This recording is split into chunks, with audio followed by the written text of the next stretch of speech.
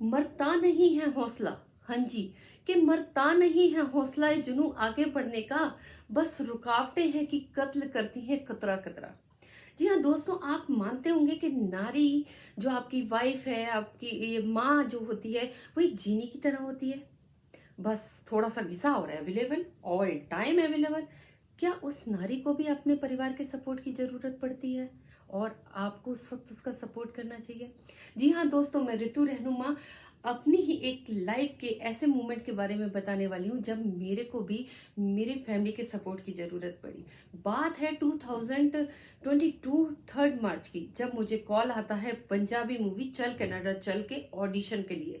Act करना था, script जो आई थी वो उपासना सिंह की तरह। मैं भी मजे मजे स्क्रिप्ट नू ऑनलाइन शूट कर देता और ऑनलाइन भेज दी।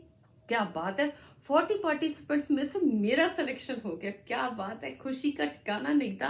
आई एम क्रेजी, मतलब क्रेजी हो चुकी थी उस टाइम में। जलंधर जाना था, 23 को डेट फिक्स हुई शूट की। ठीक है, अब लाइफ है, लाइफ ने तो अपने अप एंड डाउन और कल रंग दिखाने ही है।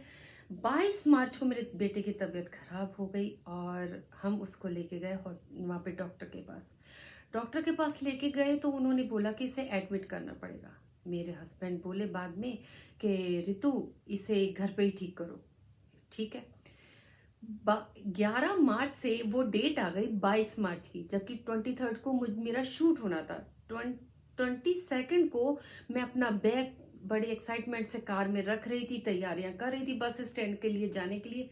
क्या मैं बस स्टैंड जा पाई? नहीं, मैं गई हूँ डॉक्टर के पास, क्योंकि मेरे बेटे की फिर जो तबीयत खराब चल रही थी वो प्रोसेस उस दिन स्टार्ट हुई।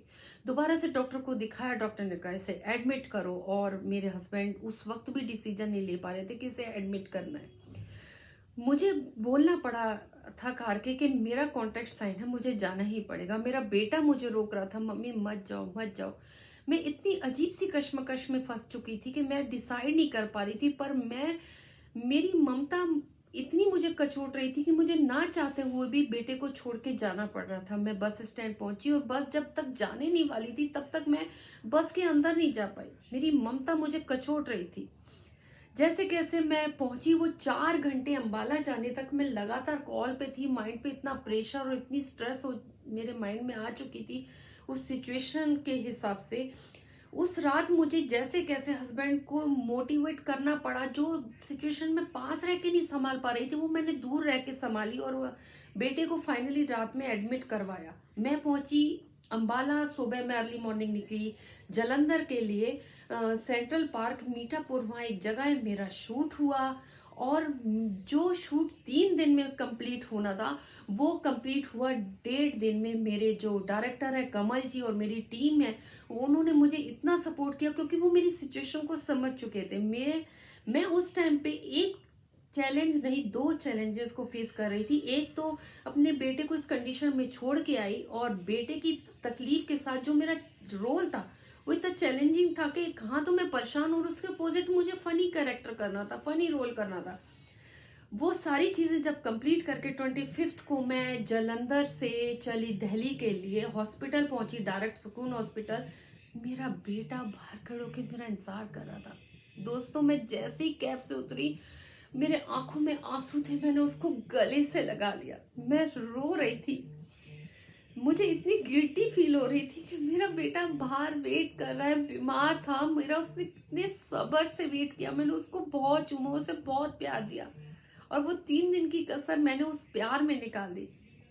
तो दोस्तों, सिचुएशन तो सारी संभल गई, पर लाइफ ने हमें ये सिखाया कि चैलेंजेस लाइफ में आते हैं वो हमें स्ट्रांग बना के जाते हैं। हमारा जो परिवार होता है, हमें परिवार के सपोर्ट की नीड होती है। और हाँ, एक बात और, लाइफ में अगर डिसीजन लेना है तो टाइम से लेना भी बहुत जरूरी है। लास्ट में मैं कहूंगी कि अपनी कोशिशों को तब तक जारी रखिए, अपनी कोशिशों को तब तक जारी रखिए जब तक आपका जीवन और आपकी जीत एक इतिहास ना बन जाए। दोस्तों, इसी के साथ मैं आपसे लेती हूँ विदा। Love you all, bye bye.